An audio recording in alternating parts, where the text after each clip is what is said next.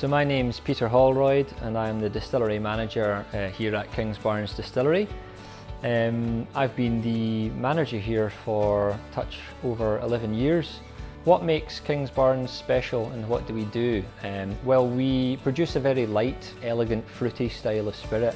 We're a lowland distillery as well, so when we started up there were not very many lowland distilleries. There was only a handful, so it was really a niche in the market to be able to produce something that was light, elegant, fruity, you know, that sort of style of the traditional Scottish lowland distillery. But really put our own imprint on it, make something unique, make something full of character, and really something that's anchored to the place that it's made as well. We use locally grown barley only. We use water from an aquifer directly beneath the distillery, and we mature all of our whisky here in Fife as well. So the drink, you know, the whisky really is screaming and shouting Fife, Scotland. So a distillery really is the sum of its parts. No one aspect makes it unique. In my opinion, it's the sum of everything. So we take our time with everything. We take our time with mashing. We have very long fermentations. The yeast is incredibly important to us, the fermentation. That's where you derive a lot of the character. And then we run the stills very, very slowly. So each one of these aspects is geared towards producing a very elegant style of spirit, which we can then put into casks for maturation. And that's where the magic of maturation happens with the casks as well. All of it adds up to your product at the end of the day. My name's Jim Wilson. My background in the industry is brewing. After an evolution, I've spent the last 10 years in sales in various guises, from hops and now yeast. The SafSpirit range includes SafSpirit M-1, which is a yeast that's primarily for the production of whisky in the Scottish style. So that includes lots of fruity characteristics, from fresh summer fruits all the way through to dried fruits. And it's very classic of a yeast that's used in the Scottish distilling industry.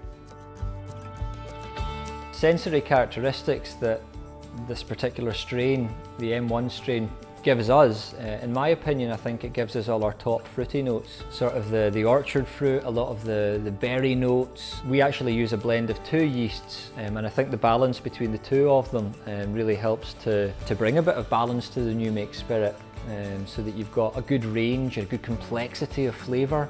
But the M1 strain really gives us all the fruit, which is ideal for us. You know, it's what we're known for.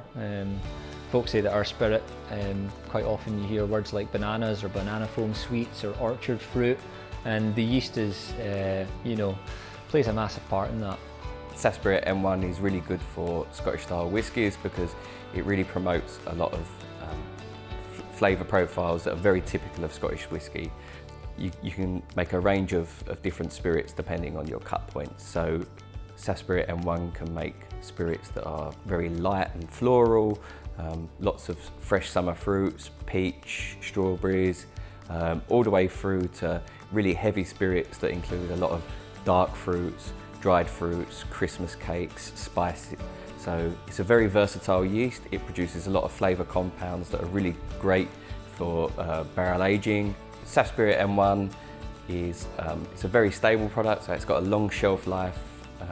The high purity and high cell count means that it's going to provide really reliable fermentations that are predictable and also replicable.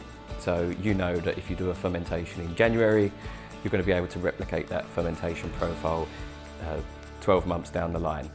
So we would say that from a reliability perspective, SafSpirit M1 is one of the most reliable, if not the most reliable product in the market.